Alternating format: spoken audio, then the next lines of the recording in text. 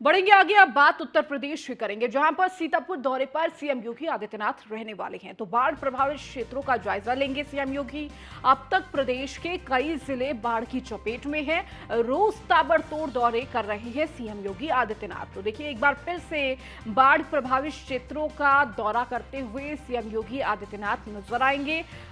सीतापुर दौरे पर आज है सीएम, और देखिए वहां पर कई ऐसे इलाके हैं जो बाढ़ के क्षेत्र हैं, जिसका दौरा करते हुए प्रदेश के मुखिया नजर आएंगे।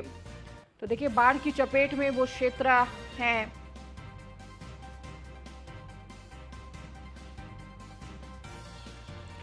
तो और ज्यादा जानकारी के साथ हमारे सहयोगी भी हमारे साथ जुड़ चुके हैं। लखनऊ से हमारे सहयोगी अश्विनी द्विवेदी हमारे साथ जुड़े हुए हैं, तो वहीं सीतापुर से हमारे संवाददाता हिमांशु पुरी हमारे साथ जुड़ चुके हैं।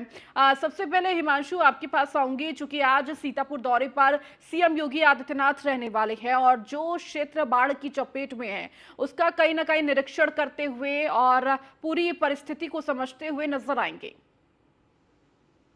देखिए, सीएम योगी लगातार हमारी दौरे कर रहे हैं। जो बाढ़ग्रस्त इलाका है, चाहे वो उनका क्षेत्र गोरखपुर हो, और आज उनका सीतापुर दौरा है। दरअसल पिछले कई दिनों से सीतापुर के ग्रामीण इलाकों में, गांजरी इलाकों में बाढ़ का प्रकोप देखने को मिल रहा है।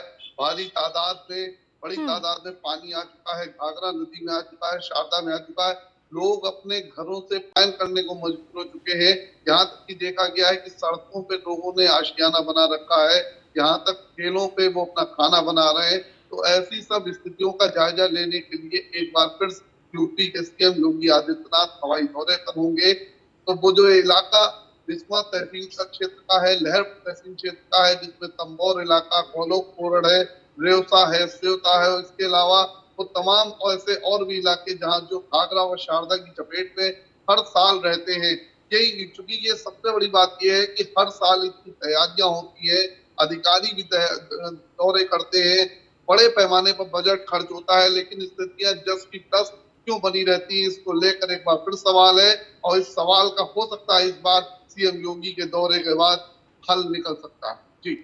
बिल्कुल हिमांशु, और देखिए, ये हल निकलना कहीं ना कहीं बेहद ज़रूरी भी है। और जब आज प्रदेश के मुखिया खुद वहां पहुंचेंगे तो कहीं ना कहीं अधिकारियों में भी एक एक डर नज़र आ रहा है। लगातार तमाम तरह की व्यवस्था करने में लगे हुए हैं। इसके साथ ही हिमांशु, जिस तरह से आपने बताया कि वहां की परिस्थिति किस तरीके से है, किस तरह से अधिकारियों की तरफ से व्यवस्था की जा रही है, तमाम जनजीवन हो या फिर जिस तरह से लोग अपना घर छोड़कर सड़कों पर आने को मजबूर है, उन सब परिस्थितियों से निपटने के लिए क्या कुछ तैयारियां की जा रही हैं?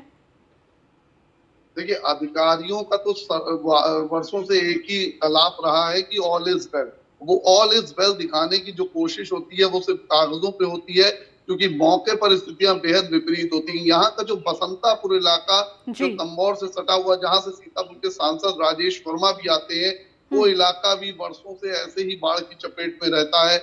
इसके अलावा जो रेवसा क्षेत्र है, जो सीधे जो चहलारी घाट को, जो बहराइच जनपद को जोड़ता है, उसके इर्द गिर्द लगभग 25 किलोमीटर का जो दायरा है वो बाढ़ की चपेट में रहता है। अधिकारी वहां पे दौरे करते हैं और खाना पूर्ति सिर्फ राशन बांट के की जाती है, लेकिन जो हर वर्ष की भांति जो लोगों को समस्या हो रही है हम्म। उसका निदान आज तक देखने को नहीं मिला। हम्म। जी। ठीक है हिमांशु, आप लगातार हमारे साथ जुड़े रहिए। लौटूंगी आपके पास। अश्विनी भी हमारे साथ जुड़े हुए हैं। अश्विनी, हिमांशु लगातार सीतापुर में मौजूद है और वो बता रहे थे किस तरह से अधिकारियों की तरफ से व्यवस्थाएं की जाती हैं। रिपोर्ट में तो दिखाया जाता है सब कुछ ऑल इज वेल है, लेकिन जो जमीन में नजर आनी चाहिए, जमीनी हकीकत कुछ और है। और लगातार तमाम तरह की जो व्यवस्थाएं होनी चाहिए वो व्यवस्था नजर नहीं आ रही है। और आज जब प्रदेश के मुखिया खुद उन क्षेत्रों का दौरा करेंगे, कहीं ना कहीं ऐसी खामियां नजर आनी तय भी है और कहीं ना कहीं अधिकारियों की क्लास लगते हुए भी नजर आ सकती है।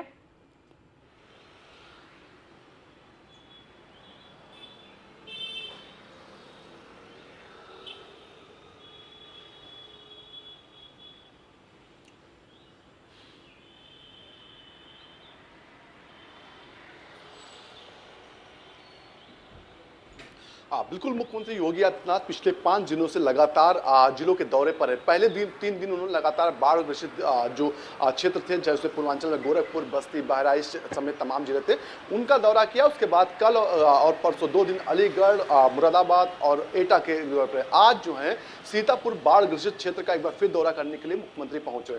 निश्चित तौर पर सबसे बड़ा सवाल ये है कि मुख्यमंत्री जा तो रहे हैं, लेकिन वहां पर क्या व्यवस्थाएं हैं, क्या व्यवस्थाएं की गई हैं जो जिम्मेदार अधिकारी हैं उनकी ओर से, क्योंकि मुख्यमंत्री ने साफ पहले ही कहा था कि जल सुविधाएं वो बाढ़ चौकियां बनती हैं, वो सब चीजें समय से होनी चाहिए, लेकिन ये सिर्फ कागजों पर हो रहा है। जैसे अभी हमारे सहयोगी ने बताया कि जो रिपोर्ट तैयार होती है उसमें सब हरा भरा दिखाया जाता है, लेकिन जमीन पर स्थित कुछ और होती है। तो ऐसे में इसी का जायजा लेने के लिए प्रदेश के मुख्यमंत्री हैं वो खुद जा रहे हैं, क्योंकि उनको अच्छी तरीके से पता है, क्योंकि अधिकारी वही है जो पिछली सरकार में रहे थे, जब जिन पर जो भारतीय जनता पार्टी के नेता थे आरोप लगाते। निश्चित तौर पर कार्यशैली अधिकारियों कभी नहीं बदलती है। बस ये होता है कि जब सामने वाला जो शासक होता है या फिर जो सरकार चलाने वाला होता है वो कितना सख्त है, इसका असर जरूर दिखाई देता। निश्चित तौर पर जब मुख्यमंत्री खुद निरीक्षण करने जाएंगे तो वहां का जायजा लेंगे कि आखिर वहां पर जो सरकार की ओर से व्यवस्थाएं दी गई हैं वो कितनी बेहतर हैं, क्योंकि सरकार की ओर से धन आवंटन होता है, वो प्राथमिकता सरकार की होती है। उसके बाद के आगे के काम जो होते हैं वो जिले के अधिकारी करते हैं, लेकिन जिले अधिकारी कहीं ना कहीं लापरवाही की वेट पूरी व्यवस्था में चढ़ा देते हैं। इससे पहले भी तमाम बार देखा गया कि जब बाढ़ आई है तो उस दौरान कागजों पर सब कुछ अच्छा दिखाया गया है, लेकिन जब स्थलीय निरीक्षण किया गया तो वो ठीक नहीं था। इससे पहले तमाम जिलों की व्यवस्थाएं देखी गई, जहां पर विकास कार्य होते हैं वहां पर सब कुछ बेहतर दिखाया गया, लेकिन जब जो मुख्यमंत्री ने खुद दौरा किया तो कमियां पाई। तो ऐसे में सबसे बड़ा सवाल है कि क्या अधिकारी सुधरेंगे या नहीं सुधरेंगे, क्योंकि अब मुख्यमंत्री किसी जिले का दौरा करते हैं तो पूरा डेटा पहले अपने पास रखते हैं कि उस जिले पे कौन कौन सी योजनाएं चल रही, कितना धन आवंटन किया गया, किस योजना के लिए कितना धन गया है और कौन सी योजना कितने समय में पूरी होगी। इन तमाम चीजों की जानकारी लेने के बाद ही जो है मुख्यमंत्री खुद जो फील्ड पे जाते हैं, और कहीं ना कहीं अधिकारियों के लिए यही सरदर्द होता है, क्योंकि अधिकारियों को अभी तक लगता था कि जो मुख्यमंत्री होंगे या कोई बड़ा अधिकारी होगा उसके पास पूरा डेटा नहीं होगा, लेकिन मुख्यमंत्री ने इस कार्यशैली को बदला और चाहे अपने आला अधिकारी हो चाहे खुद हो, सबसे कहा किसी जिले में अगर आप जाएंगे तो पहले वहां के पूरी भौगोलिक स्थिति जानेंगे, वहां पर कौन कौन से विकास कार्य चल रहे हैं, वहां पर क्या स्थिति है, और वो पूरा डेटा लेकर आप जिले में जाएंगे और जिस जगह का निरीक्षण करेंगे बाकायदा उसके लिए सवाल जवाब भी करेंगे कि आखिर सरकार ने ये टाइम लिमिट दी थी तो आपने इस टाइम लिमिट में काम पूरा क्यों नहीं किया, इतना धन आवंटन किया गया तो इसलिए धन गया काम। निश्चित तौर पर मुख्यमंत्री आज बाढ़ ग्रसित क्षेत्र का दौरा करेंगे।